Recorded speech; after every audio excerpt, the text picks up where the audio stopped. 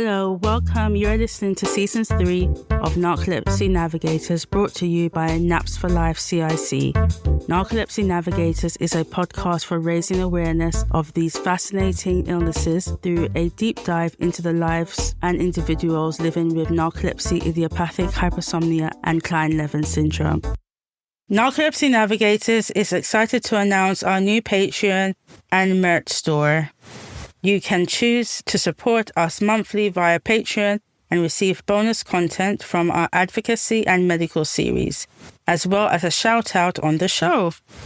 Subscribing to our Patreon will allow you to have access to Narcolepsy Navigators Discord server, where you can chat with other navigators, find support, and ask questions to be featured in future bonus episodes. Higher tier supporters can also receive Patreon merch, or if a monthly subscription is not in your budget, you can check out even more merch on our website, www.napsforlife.com. This week, we would like to have a shout out to our very first Patreon supporter, Katie, and our second Patreon supporter, Jane Powell. Thank you very much for your support. I'm Kelly Boga, the founder of Naps for Life CIC, and welcome to our stories. Hi everyone, welcome to Narcolepsy Navigators. I am Kelly, your host. And I'm Liz, your co-host, and we both have narcolepsy type 1. And today we're here with Rebecca in North Carolina, in the US, and welcome to her story. Hi everyone, my name's Rebecca. I currently live in North Carolina, or a few minutes outside Charlotte. If you're not in the US, it's on the East Coast and could be considered the South. If you don't mind sharing your age, if you feel comfortable, I know your occupation. So I just had a birthday. I'm 39. It's the last of my 30s. I had a very stressful last few weeks, and I just quit a job, and I'm in process of looking for another one. Amazing. Well done. Good to get out of stressful jobs. Carolee, how has your week been? The week has gone by really quickly. I'm looking forward to Saturday. I've been asked to go to a different church and to speak about narcolepsy. They're having Disability Day. They've called it Ability Day. And they want to talk about barriers and how to break the barriers within a church environment if you have a disability. And I guess how people can better help make things easier for you or accommodate your situation. So I've been asked to go and speak on that. So that's nice to go and spread some awareness about narcolepsy. That's amazing. Yeah, so I'm looking forward to that. I'm moving from the wig course into wig colouring. And I finished my last exam for hairdressing, thank God. So I'm really happy about that. Well done. So how was your week? My week was good. I had a short week at work because I worked a full week last week. So I got a day off today and I'm off tomorrow. My wash basket was overflowing. There's nothing in the fridge. I have so much life admin to do because I've just been putting my all into work. So very nice to have a day today where I could just get some of that stuff done, go outside, go for a little bike ride, and have a good few naps on the sofa as well. So I feel like I'm finally getting to recharge my batteries. That's nice. How's your week been, Rebecca? You said that you've just quit a stressful job. So I imagine there's a lot of emotion going on at the moment. Yes, there is a lot of emotion, which emotion just makes me tired. The last couple of weeks has been a lot of on and off sleeping, and I don't think I've really processed everything that has gone on this week. I had an interview for a job, so I'm hoping for that. That also made me tired, so I think I'm recovering from that. So I just had my nap. This past weekend, we did go kayaking. I can do that because I'm not good with walking very far because it starts to make me have jello legs. I'm better if I can sit down, which is why I enjoy kayaking. Do you mind me asking whether narcolepsy played a role in your decision to leave your previous job? I think it did because it was getting very stressful, and the stress was causing more sleep attacks. So I figured why not cut out the stress? The day that I quit my job, I felt amazing that the stress was lifted off my shoulders. It was a weird feeling to know that something was slowly picking away at me. You don't know until it goes away how much it affects you. I've had a similar experience where I was in a job that was so stressful, and the minute I left, it felt like a weight had been lifted. Your head just feels clear for the first time in so long. Yes. I did have other emotions around it of what is my routine going to be like day to day, because I feel like that keeps my body up and moving. I did feel that I've actually been sleeping more than I usually do just because I don't have that routine. And then the guilt of why am I contributing? The guilt has been a factor as well. I feel like I've been up and down with the emotions and with the cataplexy and the narcolepsy. Yeah, I totally get that. I also wonder if either of you have had this experience. Before I was on Xyrem, which really controls my cataplexy, when I felt sad or down, I almost felt heavy in my body. It was like a kind of mild cataplexy, like in my face quite a lot.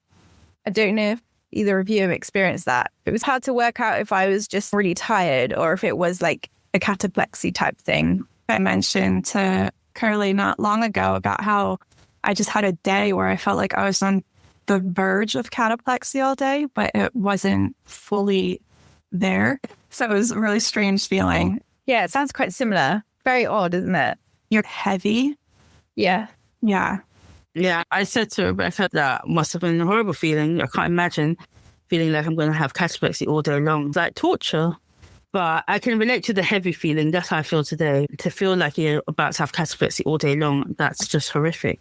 I wonder if part of it is when neurotypical people feel sad, they can feel heavy in their body or a kind of heaviness, but maybe it's amplified for us and the cataplexy plays a role in that.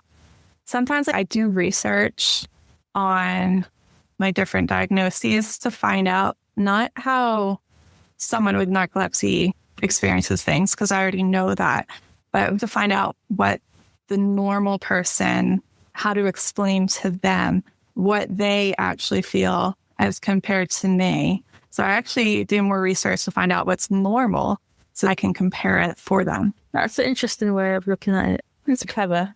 Yeah. Can you tell us about your diagnoses and your journey to get diagnosed? I feel like I was diagnosed with everything at once. Oh, Rebecca, let us know the year as well, if you remember. Yes. I have a few different diagnoses going on. I have anxiety, narcolepsy, and cataplexy.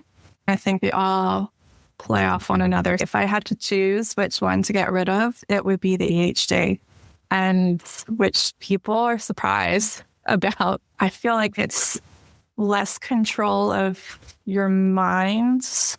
I don't know how to explain it. So this too, retrieval of thoughts is very difficult, which I don't know if that's always a narcolepsy thing. And sometimes if I have narcolepsy issues at work or in public, people tend to have more empathy if you say it's because of ADHD rather than, oh, it's because of the narcolepsy, and understand it more.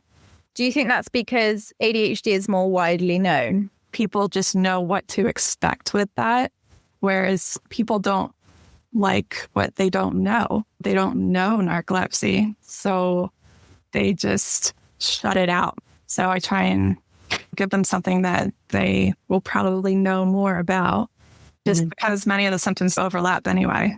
I was diagnosed with everything all at once, although I've had symptoms of everything for as long as I can remember. Maybe even back to the third grade, I just remember things. I wasn't diagnosed until I was in college. It was about 2007 when I first went to a psychiatrist at the college and got diagnosed with ADHD first. And we sorted that out, but that went nowhere because I didn't have a history of it, so I couldn't get help for it. They just looked at me like, what do you want us to do? And help me through school. So I didn't get any help. That actually resulted in me dropping out of my master's program because they wouldn't help me. Quite terrible. So that was the diagnosis. In narcolepsy, I felt it really come on strong in 2009. And I think a lot of that was the stress of school and everything as well. A lot of people, it can be triggered from stress, whether physical, emotional, psychological, like a lot of other autoimmune disorders, which I have some of them as well. So that came on in 2009, but I didn't really get diagnosed with narcolepsy because it does take a while for doctors to actually give you that diagnosis and rule out everything else first. I was told, you're just a tired college student. It's just your ADHD. It's just your anxiety. Then I was diagnosed with sleep apnea, and I had to do that for a year. In 2016, I finally got the diagnosis.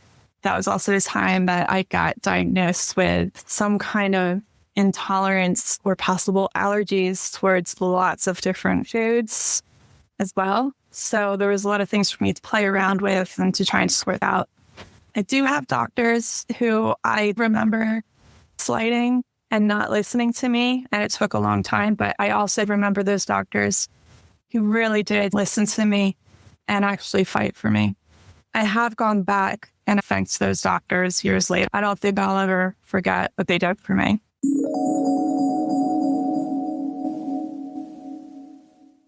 I almost went on disability in 2017.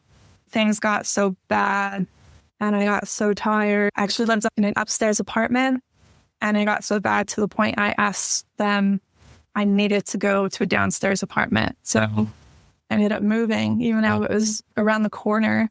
I was sleeping so much, I could barely walk, bring groceries in from the car, to the point that the doctors told me, I don't think there's much else you can do. Do you want a disability placard for your car?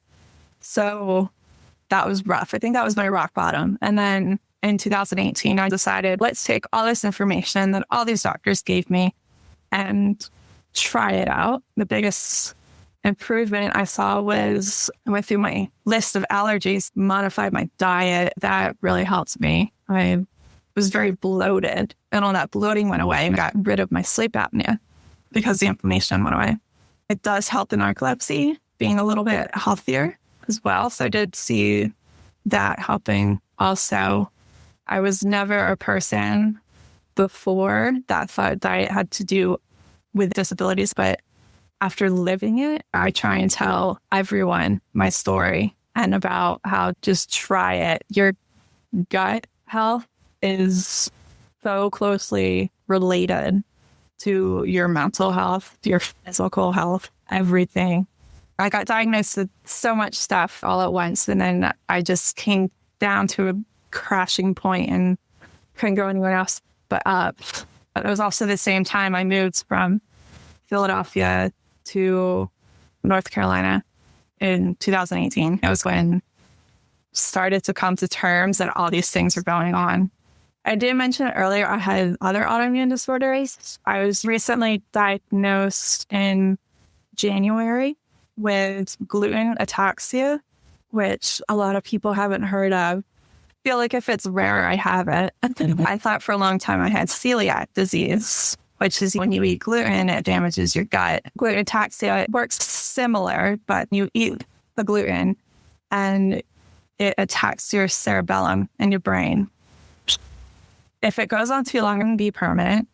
Lucky enough, my doctor doesn't think it's caused much permanent damage, although I'm not sure if that's why all these other things have popped up, like the narcolepsy, for instance, or the ADHD. I don't know if everything is just connected, but yeah, I am gluten and dairy free. And I wonder for the longest time, why is it when I eat gluten that I feel like I can't retrieve words? Even worse than just my ADHD, I can't sit down in a chair without missing. I walk into walls. Oh, that's so interesting. I've never heard of that before. Sounds like that must have quite a big impact on your day-to-day. But as long as I stay gluten-free, then I'm okay. When I have symptoms of narcolepsy, I sometimes tell people it's my ADHD because they understand that. But it's like my gluten ataxia. I tell people, oh, I have celiac, because people tend to know what that is, know what it means. So I do use cop-outs sometimes. We can't educate everyone all the time. It's too tiring. What does your day-to-day life look like in terms of the symptoms from all those conditions? The biggest thing is keeping my diet in check, which would help keep my sleep attacks in check. They don't always think about, I better make sure I eat the right thing so that I can do this activity later. Whereas I have to think about it all the time. People don't understand when you're out somewhere. They just think, oh, let's go grab a bite to eat. And you have to think twice about it. Sometimes I don't like being that person. So if you don't stick to your gluten-free, dairy-free diet, do you find that you're having more sleep attacks and you're sleeping more? And a lot of people with narcolepsy can relate if they have a meal, like Liz didn't have dinner, she didn't want to be sleepy. So I had my dinner at 6, then I had a nap. If I had my dinner at 7, I would have been too sleepy for the podcast at 7:30 because as soon as I finish eating, I'll be ready for a nap. So with you, is it that it doesn't matter? For me, I have met some people who are like, oh, if they have carbs, then they feel more sleepy. For me, if I eat, full stop. If I have salad, I feel sleepy. If I have pasta, I feel sleepy. I need to nap after I eat. So for you, you're saying that if you were to have the gluten or dairy, you would feel more sleepy after you... It would last a lot longer as well, yes. Although my worst trigger is a bagel. If I eat a bagel, even if it's gluten and dairy free, it doesn't matter. I'm done. I need to lay down. I think it's the carb thing for the normal person. If they were to eat a Thanksgiving meal, they suddenly get sleepiness. We can feel that sleepiness if we eat the wrong meal. My wrong meal can be a bagel. I think I'm slightly in denial about the food that I eat because I would say I eat quite healthily. I don't eat loads of sugar or chocolate or processed foods, but I do love carbs, love pasta, I love bread, and I can't imagine my life without it. So I have never really tried cutting that out to see if it makes a difference to my sleepiness, just because they're my favorite foods. I've cut out bread before. It's helped me tremendously with bloating. So I have bread very rarely. If I buy bread, I have to freeze it. I've never felt any difference with my sleeping, but definitely with my gut. I can't eat lots of processed foods all the time because I'll feel heavy in my body. And I think that naturally will make you want to sleep more. And I feel unhealthy. My body will feel like it needs a cleanse or something. Plus, I'm vegan, so I can't cut things out. When people say go on keto, if I take anything else out of my diet, I will only be eating vegetables and pulses, and that will be it. Because if I take out all my carbs, there's still nothing left. And it's hard. I went through a lot of testing in January. I felt like I was getting more allergies. So I went through all this testing and I found out I have GERD, which is really bad acid reflux. I ended up losing more foods than what I already have. I think the GERD is harder. It seems really hard for me than just cutting out the gluten and dairy. My go-to spices are salt and pepper and garlic, and you can't do any of that. You can't have chocolate. Oh my gosh, I'm mourning that one. So Yeah. I feel like the more people tell you can't have things, the more you want it. I had a bar of chocolate maybe 2 days ago. I woke up the next day in so much pain. Whereas before I used to think, oh, I just got gluten somewhere. But maybe it was the chocolate. At least you know your triggers. Yeah. Which feeling nasty and icky makes me tired as well. And earlier you said that you took medicine for your cataplexy. I don't take typical narcolepsy medication. I did try some of the typical meds for narcolepsy, but they just interacted with my body so bad it didn't work. So I actually take Luvox, an anti-anxiety medication that really helps my cataplexy. Strangely, if I forget to take it one day, I know that I've forgotten. If all of a sudden my fingers aren't working or my head is dropping or something like that, I can feel my cataplexy coming on. So that is very strange. Wow, that's interesting. I don't think I've heard anyone take that for narcolepsy and cataplexy. Yeah, that wasn't what it was originally prescribed for. It was just a nice side effect. It might be similar to the reason why there must be some chemical makeup of these things. I'm not a scientist, but I was thinking they give a lot of people antidepressant medication for cataplexy. So maybe it works similar. I have read that SSRIs help with the cataplexy. So maybe that's why. I think that's because they inhibit your brain going into REM. When people take antidepressants, they don't really dream at night. That's why it stops the cataplexy, because your brain doesn't go into REM. Ah, that makes sense. I didn't think about that. But yeah, that makes sense. Because I did used to take it at night and I felt like I was having more of an issue. So I switched to taking it in the morning. Maybe that's why. Maybe I unconsciously wasn't getting good sleep and felt like it wasn't working for me. I never went into REM. Does that anti-anxiety medication help with the sleep attacks at all? No, for that, actually, my Strattera helps, my ADHD med. ADHD is like having half your brain asleep anyway. So it wakes your brain up.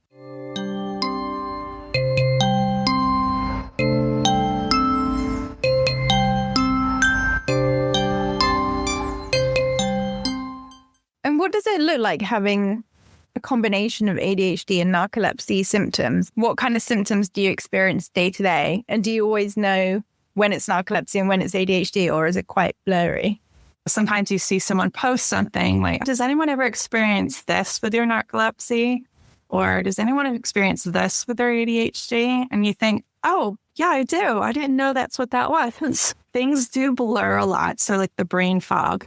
I don't know if I'm just zoning out with my ADHD and not getting the dopamine fix to keep me going, or is my brain falling asleep? I don't know.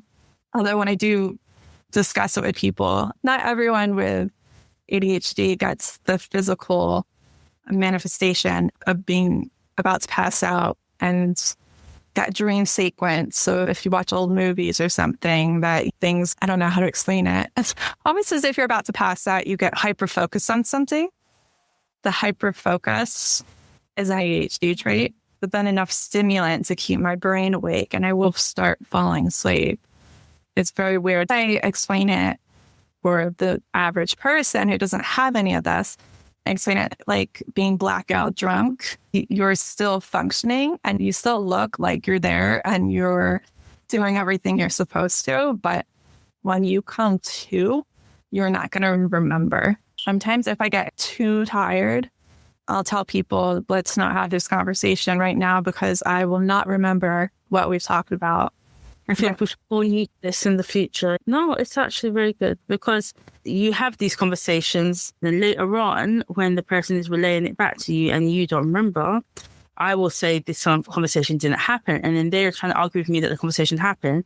And I swear it didn't happen. If I don't remember it happening, it did not happen. Unless you send me a recording of the conversation, I am correct. Never had this conversation. I have this argument with my sister's time because she's, yes, I told you something. No, you didn't tell me. And she's like, no. One of the symptoms that you can experience with narcolepsy is an amnesia, where I've had major conversations with people where I've completely forgot that we had this conversation because my brain fell asleep at that moment. You might have to explain it to me later. One thing I absolutely hate is when it's so similar. It's like when you can feel your brain turning off, but you're having to still function. Maybe you're in a social situation and your brain is slowly turning off. For me, things get quite hazy when that's happening because I start really intensely looking at the people, trying to stay present, their hand gestures. In those moments, I get filled with anxiety because I'm trying to be present. My brain is switching off. I can't control this right now. I'm like trying to maybe even talk to new people. And that's quite stressful because you're like, you want to be vibrant in your personality, but you can't because your brain is dialing down. People that I know, I'll tell them, give me a moment for my brain to wake back up. But it's hard when you don't always want everyone in every situation to know that you've got all this stuff going on. It creates anxiety yesterday going to this interview. I made sure that I had a lot of sleep and I ate well. I was going to pay attention because I know some people don't know with my narcolepsy. commented before, you look like sometimes you're just looking right through me and you're not really looking at me. To know that there are a few people out there that are actually super observant and they're catching on. I remember I went to the vet with DJ and the vet was talking to her, I was zoned out. I could feel it humming. Obviously, she told me very important information. Then I finished. I came back and she asked me a question. I couldn't answer the question because I was asleep when she was asking it to me. And so I said to her, I must have fell asleep. And she goes, no, you weren't. You were looking at me. I don't remember what you said because I wasn't here for those few minutes or seconds. I just wasn't here. And she just looked at me. She said, no, you were awake. I was looking at you and you were looking at me. It is amazing how our brain can switch off and go into that automatic behavior where we're still nodding along. So I still drive. I know not everyone can drive, but I'll have moments where I just know where I'm going. It's second nature, which means it becomes automatic. And if my brain happens to switch off at that time, sometimes I will forget, oh my gosh, was that a green light or was that red? If it gets really bad, I pull over. I do have those moments where I guess everyone's experienced, whether you have narcolepsy or not, just being really tired. Those situations where normal people go into an automatic behavior, like with driving. Driving is one of my big triggers for my brain falling asleep. I remember being on a drive somewhere and I was with my brother. He pulled over, saw that I was zoning out. He got me a bag of shelled peanuts and gave them to me so that I can hyper focus on the skulls. And that kept me awake. It's like, hey, here's your peanuts. You did it in a very loving way without being... You gotta make sure you split the shell. I guess the hyper focus somebody helps because I was focused on it. Right. That's a good tip.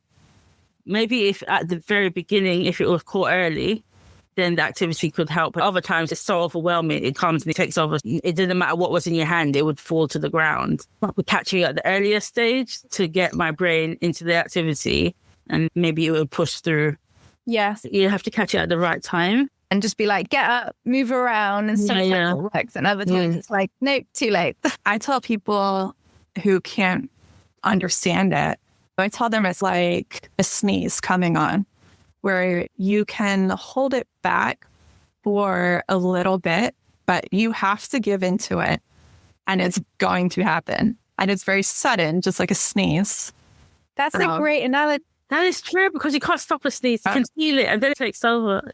And I think that really helps to dispel the myth about narcolepsy where people do just drop to the floor asleep because you do feel it coming on most of the time. And obviously the neurotypical or able-bodied world gets confused between having a sleep attack, which comes on within a few minutes, and cataplexy, which is more instant and you might drop to the ground, but you're still conscious. That's my cataplexy.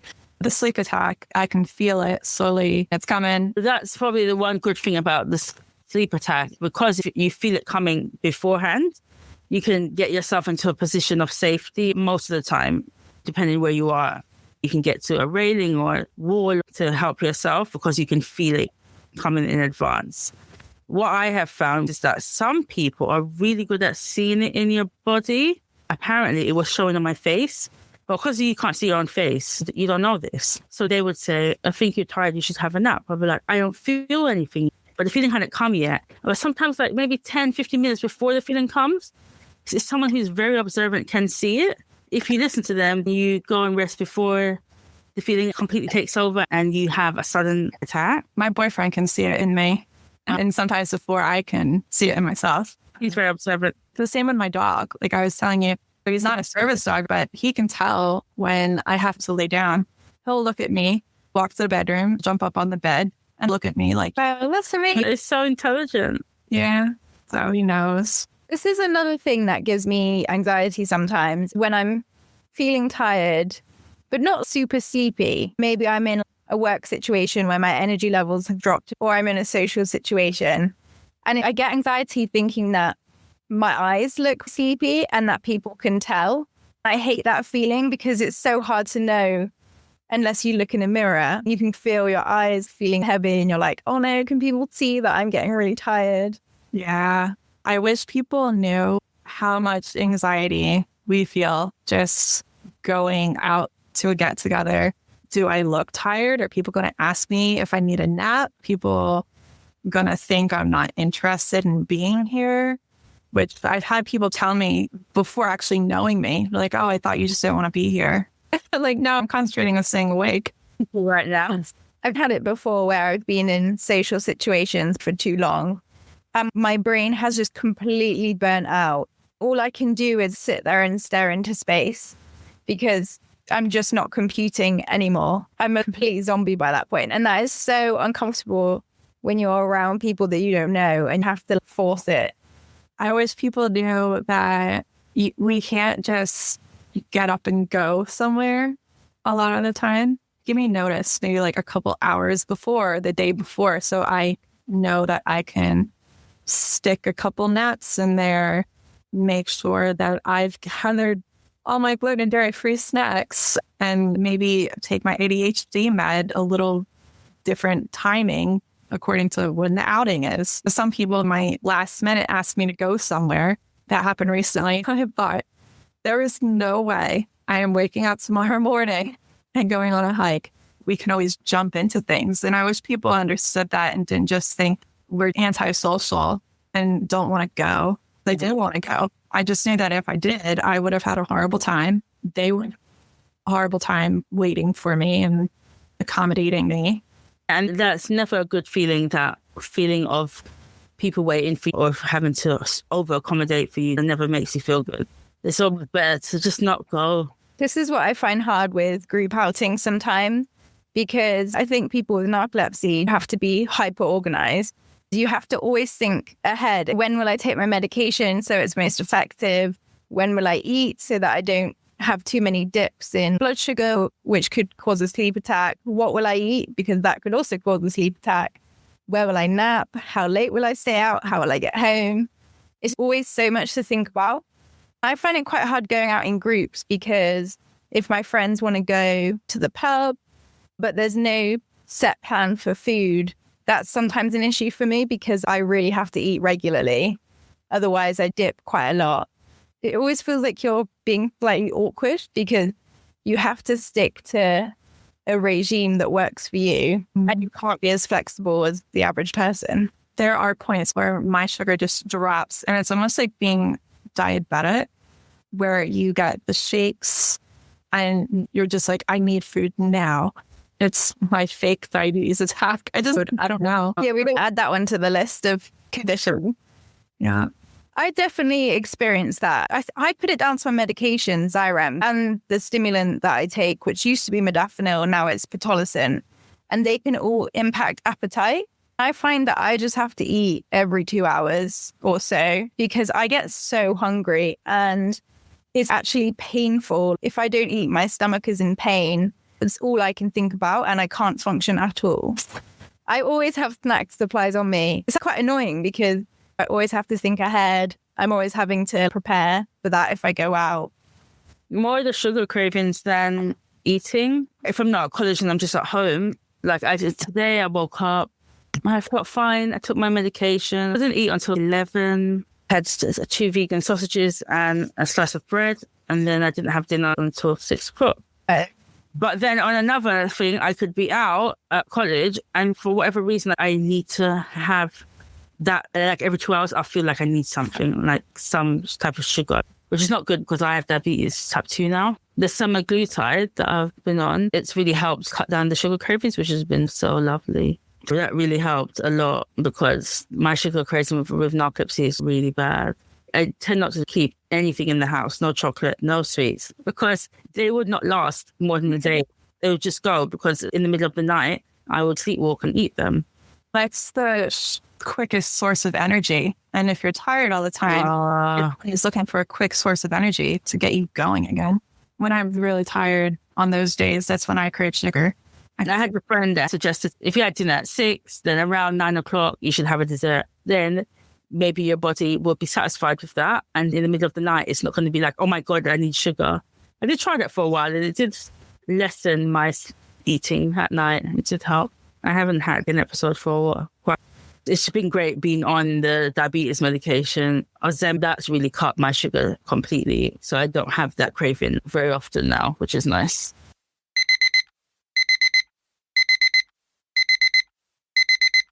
I've had to really cut down on sugar because I had to have loads of filling.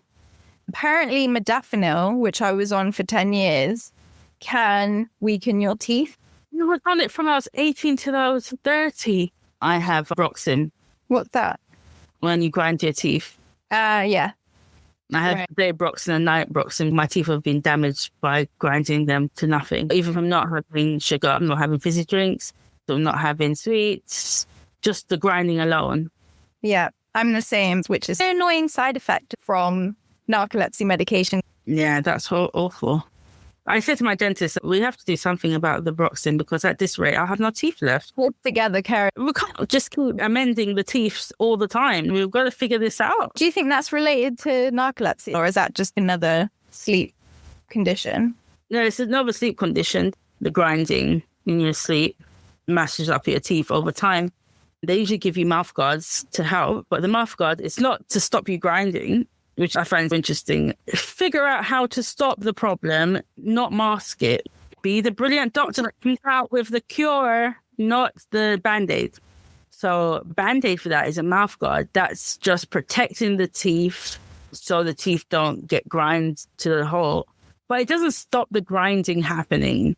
That's okay for someone who's grinding at night. But if you're grinding day and night, that doesn't help. Study that ended up not going anywhere pretty far forward. I can't remember the reason why it failed, but they've already come up with a medication to help insomnia. So they were like, why can't we just make it do the opposite and keep people awake instead of putting them asleep? I don't know about this insomnia medication. How come no doctors have offered it to me? So I wish I had the study. They were trialing a medication and they were getting really close, but I don't know if there was too many major side effects or something. If you find the study, can you send it to us and we can link it in the episode? I'll look for it. I may have posted it in the Facebook group. I'll look for it. Great. It gives me hope to think one day it might be cured. Carolee, did you have any other questions? I think so. Tell people about your Facebook group about food. Yeah.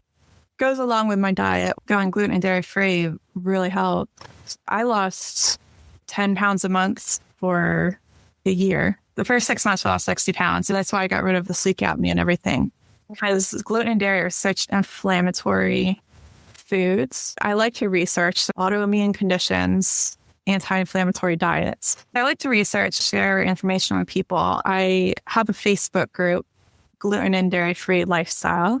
It has quite a few members. We share recipes, how it's difficult going out with people and just vent. I could either find groups just for gluten-free or just for dairy-free, but not for both. I like to share, came up with this really interesting meal today, or, hey guys, did you see that they have gluten-free Oreos now? Is that specific for people with narcolepsy or anyone who follows that diet? Anyone that follows the diet, do you have script questions for when people come in? Like, why are you joining? It's not always people who are like, I'm allergic to gluten and dairy. Sometimes it's people like, my doctor tells me to try this diet because I have Hashimoto's or different autoimmune disorders that have narcolepsy as well. One of the popular diets for narcolepsy is keto or high protein. I do better I tend to look for vegan foods because I'm dairy free. Hey guys, I went to this restaurant today and I asked for dairy free toppings on my sandwich and they never gave me mayonnaise because they think egg is dairy, kind of thing. Is anything that comes from a cow. Well, interesting about that particular order because a vegan wouldn't ask for it because of the egg. But if you're not vegan and you're just dairy and gluten, you can have the egg, you can have the mayonnaise. Which I get because the old food pyramid, if you picture the food pyramid, in the dairy, there were eggs. That makes sense. Is there anything else you'd like people to know? I think sometimes I would just like people to realize that narcolepsy can be a spectrum. It doesn't look the same in everyone. And we don't always all have the Hollywood version of it. It does get put into movies like shallow how. Sometimes people just see the clips and they don't understand the mental issues that can go along with it and the social aspects. So I just need to put what they think they know aside and learn from that person what it's like for them.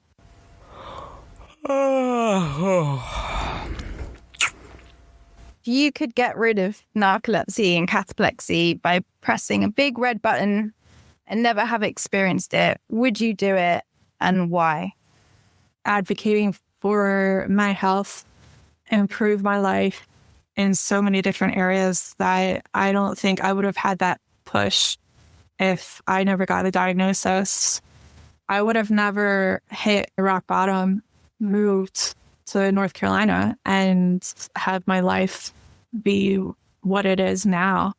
I would have never gotten the courage to kick out those toxic people because they were making my cataplexy worse. If I had to choose one of my disorders, it would be the ADHD. I think I would like to reverse that. Even though your brain just thinks differently, no, reverse that. I would take narcolepsy over that. Thank you so much for sharing your story, Rebecca. We wish you best. The phrase I'm trying to make cool, which we say at the end of this episode, is happy napping, everyone. Happy napping, everyone. Views and opinions in these stories may not work for everyone. If anything you have heard is relatable, please see a doctor for advice.